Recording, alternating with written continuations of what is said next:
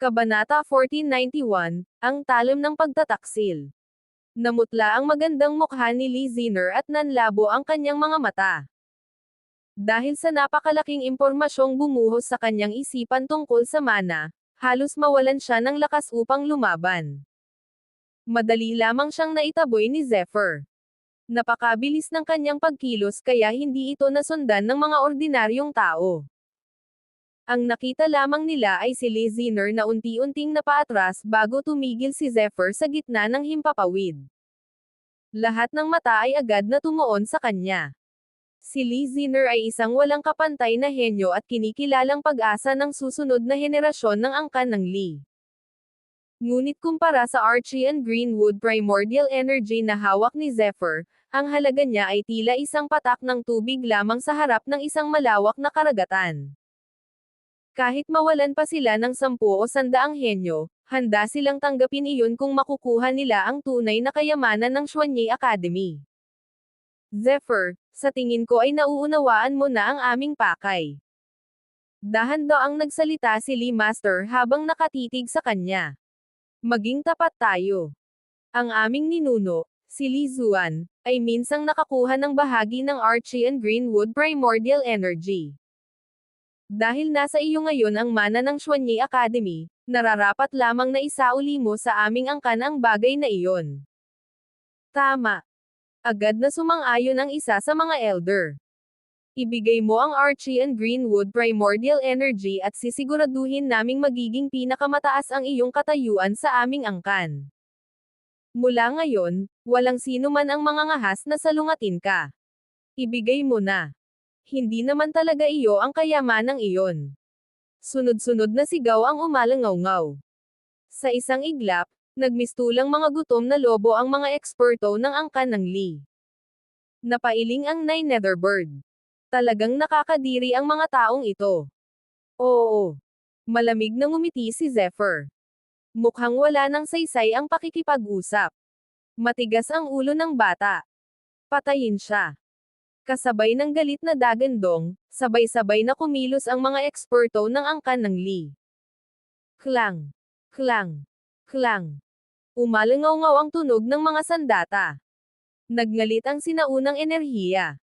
Daan-daang alon ng kapangyarihan ang sumabog sa kalangitan at mabilis na bumuo ng isang nakamamatay na lambat. Ngunit sa harap ng lahat, malamig lamang na sumangot si Zephyr. Hindi siya umatake. Sa halip, marahan siyang umangat sa himpapawid. Para bang isang Diyos na nakatanaw sa mga mortal. Bagamat nasusuklam siya sa kasakiman ng angkan ng Lee, dahil sa paggalang kay Lee Zuan ay wala siyang balak na pumatay. Subalit ang tagpong iyon ay nagdulot ng matinding pagkabigla sa lahat. Lumilipad. Hindi mapigil ang mapasigaw ng isang elder. Imposible. Ang batang ito ay kayang lumipad sa kawalan. Isa siyang powerhouse na higit sa level 5 agility. Nagkatinginan ang lahat. Hindi nila maramdaman ang tunay na antas ni Zephyr, ngunit alam nilang imposible para sa isang binatang 16 o 17 taong gulang na magkaroon ng ganitong kakayahan. Gayunpaman, ang katotohanan ay nasa harap mismo nila. Umalis ka sa langit. Galit na umungal ang isang elder. Sa susunod na sandali, humawak siya sa kanyang sirang espada at sumugod pataas. Boom! Isang nakakabinging pagsabog ang umalangaw-ngaw. Isang 10 metrong talim ng enerhiya ang lumitaw sa ere. Taglay nito ang malamig at nakakatindig balahibong aura habang pinupunit ang hangin. Mistulang kayang hatiin ang kalangitan at lupa. Diretso itong sumugod kay Zephyr.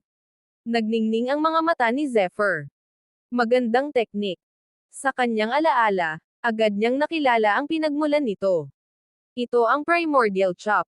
Isa sa mga sikat na teknik na iniwan ni Lee Zuan. Ngunit ang ikinagulat niya ay hindi ang lakas ng atake, kundi ang katotohanan. Ang primordial chop na ginagamit ng elder ay hindi nakatulad ng orihinal na teknik ni Lee Zuan. May mga bahagi itong binago. May mga misteryosong marka ng enerhiya na hindi dapat naroon. At higit sa lahat, sa loob ng talim ng enerhiya ay may nakatagong aura na lubhang pamilyar kay Zephyr. Isang aura na dapat ay matagal nang naglaho sa kasaysayan. Biglang nanlaki ang kanyang mga mata. Imposible. Bakit narito ang kapangyarihan ng taong iyon? Sa sandaling iyon, tila may isang matandang lihim na pilit bumabangon mula sa nakaraan. At maaaring ang lihim na iyon ang tunay na dahilan kung bakit pinatay si Li Zuan noon. Palaisipan sa susunod na kabanata. Ano ang kakaibang aura na natuklasan ni Zephyr sa loob ng Primordial Chop? Sino ang misteryosong taong may kapangyarihang dapat ay matagal nang naglaho? Talagang kasakiman lamang ba ang dahilan ng pag-atake ng angkan ng Li, o may mas malalim silang itinatagong lihim? Ano ang koneksyon ng pagkamatay ni Li Zuan sa mana ng Xuanye Academy? At kapag nalaman ni Zephyr ang buong katotohanan, pipiliin pa kaya niyang patawarin ang angkan ng Li? O sisimulan na niya ang isang pagpatay na yayanig sa buong rehiyon? Abangan ang susunod na kabanata, ang nakatagong tatak ng sinaunang Tridor. Kabanata 1492, ang puot ng angkan at ang dagat ng dugo. Buzz. Sa isang simpleng pitik ng daliri ni Zephyr, isang nakakasilaw na kidlat ang sumiklab sa himpapawid. Parang isang banal na martelyong bumagsak mula sa langit. Boom. Kasabay ng pagsabog ng kidlat, ang napakalaking talon ng enerhiya ay agad na nayanig. Nagkaroon ito ng libu-libong bitek. At sa harap ng hindi makapaniwalang mga mata ng lahat, tuluyan itong naglaho sa kawalan. Ano? Nanlaki ang mga mata ng mga elder. Ang pinakamalakas nilang teknik ay winasak sa isang pitik lamang ng daliri. Ngunit hindi pa rito natatapos ang lahat. Habang patuloy na lumilipad si Zephyr palayo, biglang umalangaw-ngaw ang galit na sigaw ni Lee Master. Hindi ka makakatakas. Lumabas ang nakakatakot na liwanag sa kanyang mga mata. Soul Lock ang array. Rumble. Nanginag ang buong kalangitan. Mula sa lahat ng direksyon, nagtipon-tipon ang sinaunang enerhiya. Unti-unti itong naging daan-daang itim na kadena. Parang mga ahas ng impyerno. Parang mga tanikalang naghihintay sa isang makasalanan. Sa isang iglap, sabay-sabay silang sumugod kay Zephyr. Nagbago ang ekspresyon niya. Kilala niya ang pormasyong ito. Isa itong sinaunang porma sayon na espesyal na ginagamit upang wasakin ang kaluluwa ng isang kalaban. Kapag nahuli rito kahit isang sandali, maaaring mapunit mismo ang kaluluwa. Kahit ang mga tunay na powerhouse ay hindi nangangahas na maliitin ito. Ngunit sa pagkakataong ito, tuluyan nang naubos ang pasensya ni Zephyr. Masyado na kayong lumalampas. Dahan-daang bumukas ang kanyang mga mata. At sa loob ng mga matang iyon, may bahid ng malamig na pagpatay. Mamatay. Swish. Swish. Swish. Dose-dosenang walang hawak ang talam ang lumitaw sa paligid niya. Bawat isa ay naglalaman ng nakakakilabot na kapangyarihan. Sa isang kumpas ng kamay. CRAAACK. Naputol ang unang kadena. CRAAACK. Pangalawa. Pangatlo. Pang-apat. Sa loob lamang ng ilang segundo, ang buong Soul Lock ang array ay naging mga piraso ng enerhiyang nagkalat sa himpapawid. Ano? Namutla si Lee Master. Hindi pa man siya nakakaalis sa pagkabigla nang muli na namang kumilos si Zephyr. Iwinasiwas niya ang kanyang manggas. At sa sandaling iyon, parang bumagsak ang buong kalangitan. Boom. Nagbago ang kulay ng langit at lupa. Umalangaw-ngaw ang dagandong sa buong mansyon. Lahat ng eksperto ng angkan ng Li ay nakaramdam ng napakalaking puwersang dumagan sa kanilang katawan. Hindi sila makahinga. Hindi sila makagalaw. Hindi sila makalaban. At pagkatapos, bang, bang, bang, isa-isa silang napalipad. Kasama si Lee Master. Kasama ang mga elder. Kasama ang lahat ng naruroon. Para silang mga tuyong daong tinatangay ng bagyo. Tahimik na tumingin si Zephyr sa kanila. Pagkatapos ay malamig siyang nagsalita. Kung hindi lamang dahil sa paggalang ko kay Li Zuan, Matagal na sana kayong mga bangkay. Pagkatapos sabihin iyon, unti-unting naglaho ang kanyang figure sa kalangitan. Naiwan ang buong mansyon sa katahimikan. Walang nang ahas magsalita. Walang nang ahas gumalaw. Ang natitirang aura ni Zephyr ay parang isang Diyos ng kamatayan na bagong dumaan. Pagkaraan ng mahabang sandali, biglang umalangaw-ngaw ang baliw na sigaw ni Lee Master. Sus Mariosep. Sabihan agad ang Xuanyun Academy. Kahit hindi natin makuha ang Archie and Greenwood Primordial Energy, hindi natin ito maaaring mapunta kay Zephyr.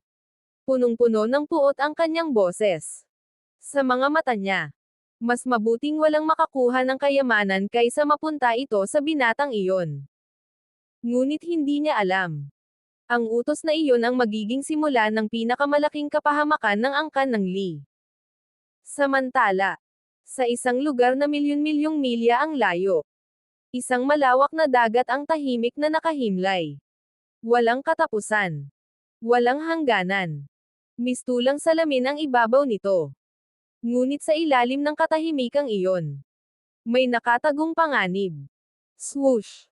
Biglang may aninong tumagos sa hangin. Isa itong halimaw mula sa siklan. Napakapangit ng anyo nito. Mayroon itong matutulis na ngipin at mga matang puno ng kalupitan. Sa isang kagat, nilamon nito ang isang dambuhalang ahas dagat. Kasabay nito, boom! Sumabog ang napakalaking alon. Agad na namula ang dagat. Dugo. Puro dugo. Ngunit tila iyon lamang ang simula. Mula sa kailaliman ng karagatan, isa-isa nang lumitaw ang mga mababanggas na nilalang. May ilan na daan-daang metro ang haba. May ilan na may 3 ulo. May ilan na may mga pakpak na parang mga dragon. At lahat sila ay tila tumatakas sa isang bagay. ROOOOAR. Umalangaw-ngaw ang kanilang mga ungol. Takot. Sindek. Pangangamba. Parang may paparating na nilalang na higit pang nakakatakot kaysa sa kanilang lahat. Pagkatapos, mula sa pinakamadilim na bahagi ng dagat, unti-unting bumukas ang 2 higanteng mata. Kasing laki ng isang bundok. Pulang-pula. Malamig. At puno ng pagpatay. Sa sandaling lumitaw ang mga matang iyon, lahat ng halimaw sa sea domain ay sabay-sabay na yumuko. Para bang sumasamba sa kanilang hari. O baka naman, sa kanilang bangungot. Palaisipan sa susunod na kabanata. Sino ang may-ari ng higanteng pulang mga mata sa kailaliman ng dagat? Bakit tila takot na takot ang buong siklan sa nilalang na iyon? Ano ang kaugnayan nito sa Archie and Greenwood Primordial Energy? Nakarating na ba sa Xuanyun Academy ang balita tungkol kay Zephyr? At bakit tila may isang sinaunang nilalang na muling nagising matapos ang libu-libong taon ng pagkakatulog? Abangan ang susunod na kabanata, ang hari ng sea domain ay nagising. Kabanata 1493, ang pagtawag ng sinaunang kapangyarihan. BOOOOM. Sa kailaliman ng sea domain, biglang sumabog ang isang nakakatakot na kapangyarihan. Nagngalit ang karagatan. Umalangaw-ngaw ang mga alon. At mula sa gitna ng dagat, isang dambuhalang haligi ng tubig ang sumabog paitaas na tila gustong batasin ang kalangitan. Sa ibabaw nito ay nakatayo ang isang lalaking nasa katanghaliang gulang. Nakasuot siya ng mahabang itim na kasuotan na may mga sinaunang ukit ng mga demonyo. Humahampas ang malamig na hangin sa kanyang buhok. Samantala, sa paligid niya ay umiikot ang nakakatakot na enerhiya na parang mga dragon na nagbabantay sa kanilang hari. Dahan-dahan niyang itinaas ang ulo. Tumingin sa malayong kalangitan. At sa unang pagkakataon matapos ang napakaraming taon, nagkaroon ng pagbabago sa kanyang ekspresyon. Ito ang aura ng Archie and Greenwood Primordial Energy. Mahina niyang bulong. May bakas ng pagkagulat sa kanyang mga mata. Ilang libong taon na ang nakalipas mula nang muli kong maramdaman ang aura na ito. Buzz. Sa sandaling bumagsak ang kanyang mga salita, isang banal at sinaunang kapangyarihan ang sumabog mula sa kanyang katawan. Parang tsunami. Parang bagyong sumasakop sa buong mundo. Sa loob lamang ng ilang sandali, kumalat ito sa buong sea domain. Lahat ng nilalang sa dagat ay nagsimulang manginig. Lahat ay yumuko. Para bang may isang sinaunang hari na muling nagising. Kasabay nito, sa tuktok ng isang sinaunang bundok na natatakpan ng ulap sa buong taon. Isang kakaibang aura ang unti-unting nagising. Ding! Tumunog ang sinaunang kampana. Klang! Umalangaw-ngaw ang sigaw ng espada. Boom! Nagliyab ang mga marka ng kamao sa mga pader ng bundok. Isa-isang nagising ang mga sinaunang bakas na iniwan ng mga makapangyarihang nilalang noong sinaunang panahon. Parang may hinihintay silang lahat. Parang may isang taong sa wakas ay dumating na. Ngunit walang kamalay-malay si Zephyr sa lahat ng ito. Sa sandaling iyon, mabilis siyang lumilipad sa himpapawid. Sa bawat paghinga ay nakakatawid siya ng daan-daang milya. Pagkaraan ng ilang sandali, bumaba siya sa isang sinaunang kagubatan. Tahimik, may sensin, at puno ng sinaunang sigla. Tila ilang libong taon nang walang nakakapasok sa lugar na iyon. Paglapag niya, agad na nagsalita ang Nine Netherbird. Bakit hindi mo nalang pinatay ang mga buwitreng iyon? May halatang inis sa boses nito. Kung ako ang masusunod, matagal ko nang sinunog ang buong angkan ng Lee. Napailing si Zephyr. Gusto ko man, hindi maaari. May utang akong loob kay Senior Lee Zuan. Kahit gaano pa kasama ang kanilang pag-uugali, hindi ko maaaring lipulin ang buong angkan dahil lamang sa kasakiman ng ilang tao. Napabuntong hininga siya. Sa totoo lang, gusto rin niyang tapusin ang problema minsan at magpakailanman. Ngunit hindi iyon ang kanyang paraan. Bukod dito, may isang mas malaking problema. Ang Archean Greenwood Primordial Energy. Ito ang dahilan ng pagkamatay ni Lee Zuan noon. At ngayon, nasa kanya na ito.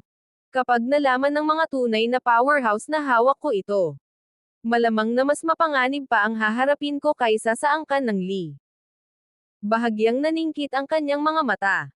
Hindi siya natatakot. Ngunit alam niyang may mga lihim pa siyang hindi alam. At ang mga lihim na iyon ay maaaring magbago sa buong mundo ng mga cultivator. Pagkatapos ay dahan-dahan niyang itinaas ang kanang kamay. Swoosh! Isang napakalaking piraso ng puno ng walang hanggan ang lumitaw sa kanyang harapan. Agad na kumalat ang sinaunang aura nito. Ang hangin sa paligid ay tila naging mas buhay. Ang damo ay nagsimulang tumubo. Ang mga tuyong puno ay nagkaroon ng mga bagong usbong. Maging ang lupa ay tila nagkaroon ng bagong sigla. Napangiti si Zephyr. Panahon na. Ito ang pangalawang piraso ng puno ng walang hanggan na nakuha niya mula sa kayamanan ng nagliliyab na tore ng langit. At mas malaki ito ng maraming ulit kaysa sa unang pirasong kanyang napino. Natural lamang na mas nakakatakot din ang enerhiyang taglay nito. Gayunpaman, hindi siya umatras. Buzz. Mabilis na dumaloy ang kanyang tunay na enerhiya. Unti-unti nitong binalot ang buong piraso ng puno. Parang isang higanteng lambat. Dahan-dahan. Ngunit walang tigil. Habang lumalalim ang pagpipino, nagsimulang mabasag ang mga dumi at sinaunang deposito sa loob ng kahoy. Isa-isa silang natutunaw. Ngunit sa sandaling iyon, may napansin si Zephyr. Biglang naningkit ang kanyang mga mata. Sa pinakaloob ng puno ng walang hanggan, may kakaibang bagay na nakatago. Hindi ito enerhiya. Hindi rin ito kayamanan. Bagkus. Isa itong sinaunang tatak. Isang tatak na tila iniwan ng isang makapangyarihang nilalang noong unang panahon. At nang makita niya ang simbolong iyon, biglang tumibok ng malakas ang Archean Greenwood Primordial Energy sa loob ng kanyang katawan. Boom! Nagliyab ang berdeng liwanag. Nanginig ang kagubatan. At sa parehong sandali, sa kailaliman ng sea domain, dahan-daang iminulat ng lalaking nakaitim ang kanyang mga mata. Sa wakas, natagpuan ko na rin ang tagapagmana. Palaisipan sa susunod na kabanata. Ano ang sinaunang tatak na nakatago sa loob ng puno ng walang hanggan? Bakit nag-react ang Archie and Greenwood primordial energy nang makita ito ni Zephyr? Sino ang misteryosong lalaking nakasuot ng itim sa Sea Domain? Ano ang ibig niyang sabihin sa salitang, tagapagmana? At anong lihim ang nakabaon sa loob ng puno ng walang hanggan sa loob ng libu-libong taon? Abangan ang susunod na kabanata, ang tatak ng unang tagapagbantay. Kabanata 1494, ang paglago ng puno ng walang hanggan. Habang patuloy na umiikot ang Windwar Mark, lalo pang bumilis ang daloy ng oras sa paligid ni Zephyr. Ang mga dumi sa loob ng piraso ng puno ng walang hanggan ay mabilis na naalis. Unti-unti, lumitaw ang maliliit na bitek sa ibabaw nito. Crack! Crack! Kasabay ng bawat bitek, lumalabas ang napakadalisay na mahalagang enerhiya ng buhay. Parang walang katapusang bukal. Parang dagat ng buhay. Saan man makarating ang enerhiyang iyon, ang mga tuyong halaman ay agad na sumisigla. Ang mga nalalantang puno ay muling namumulaklak. Maging ang hangin ay tila nagkaroon ng sariling buhay. Kung may ibang cultivator na naruroon, tiyak na mababaliw siya sa kasabikan. Ang kahit isang hibla lamang ng enerhiyang ito ay sapat upang mapataas ng malaki ang kanyang puwersa ng buhay. Ngunit para kay Zephyr, wala siyang balak na sayangin kahit katiting nito. Buzz! Sa loob ng kanyang katawan, agad na nagliwanag ang panla ng puno ng walang hanggan. Ang maliliit nitong ugat ay mabilis na kumalat. Kasunod nito, isang nakakatakot na puwersang lumalamon ang nabuo. Swoosh! Ang lahat ng mahalagang enerhiya ng buhay ay tila nahatak ng isang hindi nakikitang kamay. Sa loob lamang ng ilang sandali, lahat ay nilamon ng panla. Walang kahit isang hibla ang nakatakas. Natutok ang mga mata ni Zephyr. At doon niya nakita. Ang isang sanga ng panla na matagal nang hindi gumagalaw ay bahagyang umusbong. Napakaliit ng pagbabago. Ngunit para sa kanya, isa itong himala. Sa wakas, mahinang bulong niya. Boom! Kasabay ng pag-usbong ng bagong sanga, sumabog ang mas malakas na kapangyarihan ng buhay sa kanyang katawan. Parang isang natutulog na sinaunang halimaw na nagising. Masiglang dumaloy ang dugo sa kanyang mga ugat. Lalong tumibe ang kanyang laman. Lalong naging matatag ang kanyang kaluluwa. Sa di kalayuan, seryosong nakatingin ang Nine Netherbird. May bakas ng pagkabigla sa mga mata nito. Sa sinaunang panahon, dati ay may isang walang kapantay na nilalang na nagtaglay ng tunay na sustansya ng puno ng walang hanggan. Sa isang kumpas lamang ng kanyang kamay, kayang niyang supulan ang lahat sa loob ng libu-libong milya. Ang kanyang kapangyarihan ng buhay ay umabot sa antas na halos lampas sa mga batas ng langit. Huminga ito ng malalim. At ngayon, unti-unti mong tinatahak ang parehong landas. Hindi nagtagal. Ikinaway ni Zephyr ang kanyang kamay. Swoosh! Ang natitirang bahagi ng puno ng walang hanggan ay agad na pumasok sa kanyang katawan. Sa sandaling iyon, boom! Parang sumabog ang isang bulkan. Walang katapusang mahalagang enerhiya ng buhay ang rumagasa sa kanyang mga meridian. Ang buong katawan niya ay nagliwanag ng kulay cyan. Kasabay nito, mabilis na lumaki ang panla ng puno ng walang hanggan. Lumitaw ang mga sinaunang simbolo. Isa-isa silang umikot sa paligid nito. Parang mga bituing umiikot sa isang araw. At pagkatapos, nagsimula itong lumaki. Isang beses. 2 beses. 3 beses. Sa loob lamang ng ilang sandali, ang dating maliit na panla ay naging 3 ulit na mas malaki. Mas makapal ang katawan nito. Mas malalim ang mga ugat nito. At mas nakakatakot ang aura nito.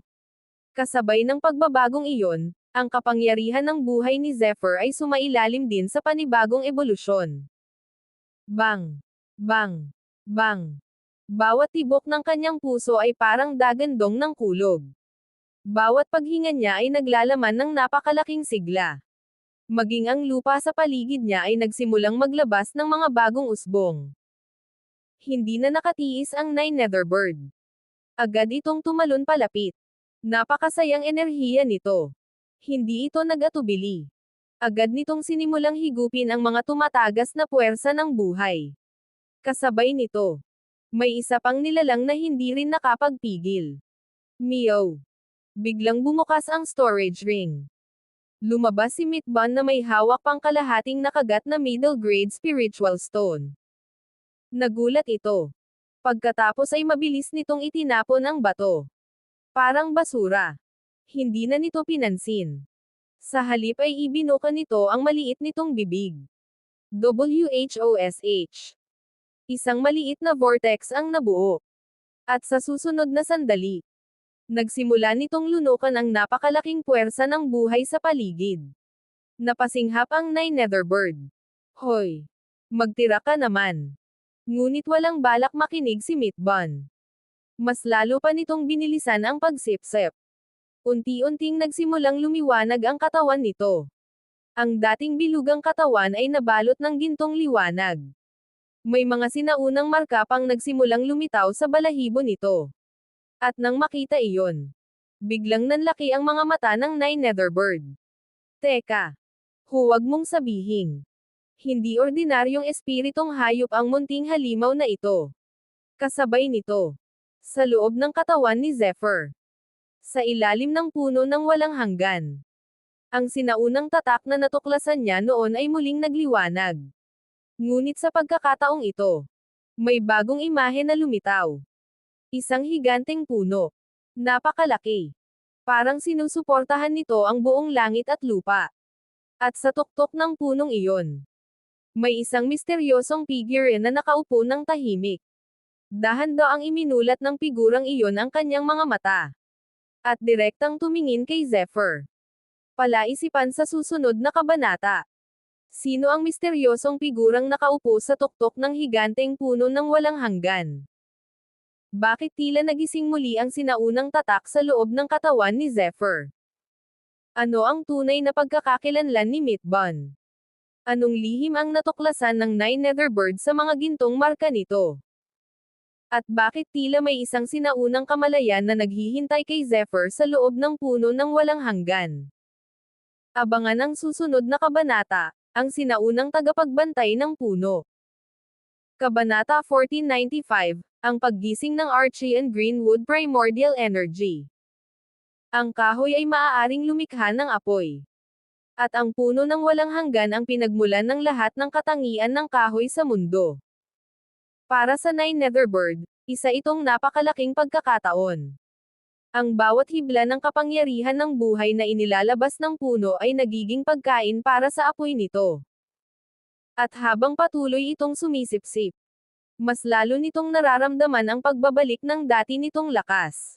Napakasarap. Pikit mata nitong bulong. Kung magpapatuloy ito, baka mas mabilis kong mabawi ang aking tunay na kapangyarihan. Samantala, sa gitna ng sinaunang kagubatan, tahimik na nakaupo si Zephyr. Ngunit sa loob ng kanyang katawan, isang napakalaking pagbabago ang nagaganap. Crack! Crack! Crack! Ang kanyang mga buto ay kumakalansing. Ang kanyang mga kalamnan ay umuugong. Ang kanyang laman ay patuloy na lumalakas. Para bang may isang dambuhalang dragon na nagigising sa loob ng kanyang katawan. Habang humihinga siya ng malalim, patuloy na lumalaki ang puno ng walang hanggan. 1, 3, 5, 10. Mahigit 12 bagong sanga ang umusbong. Bawat isa ay naglalaman ng sinaunang aura. Bawat isa ay tila may sariling batas ng kalangitan. Namangha si Zephyr. Napakalalim. Kahit siya ay hindi maunawaan ang buong misteryong nakatago rito. Ang bawat himaymay ng puno ay tila naglalaman ng isang martial daw. Ang bawat ugat nito ay tila may sariling way. Parang ito ang pinagmulan ng lahat ng puno sa sansinukob. Ang tunay na ninuno ng buhay. Kasabay nito, lalong lumino ang kanyang kaluluwa. Parang isang ilaw sa gitna ng kadiliman. Mas maliwanag. Mas matatag. Mas makapangyarihan. Hindi lamang pinapalakas ng puno ng walang hanggan ang kanyang katawan. Unti-unti rin itong pinipino ang kanyang kaluluwa. Isang bihirang biyaya na halos imposibleng matagpuan sa mundong ito. Ngunit sa mismong sandaling iyon, bahagyang nanginag ang puno ng walang hanggan. Agad na napadilat si Zephyr. Nakita niyang may isang sanga na dahan-daang lumalapit sa kanyang kamalayan. Parang kamay. Parang may gustong ipakita. At pagkatapos, ding! Isang sinaunang tunog ang umalangaw-ngaw. Parang kampanang mula sa pinagmulan ng panahon. Parang tinig ng langit at lupa. Biglang nanlaki ang mga mata ni Zephyr. Dito nanggaling. Ang tunog ay hindi mula sa puno. Hindi rin mula sa kanyang katawan.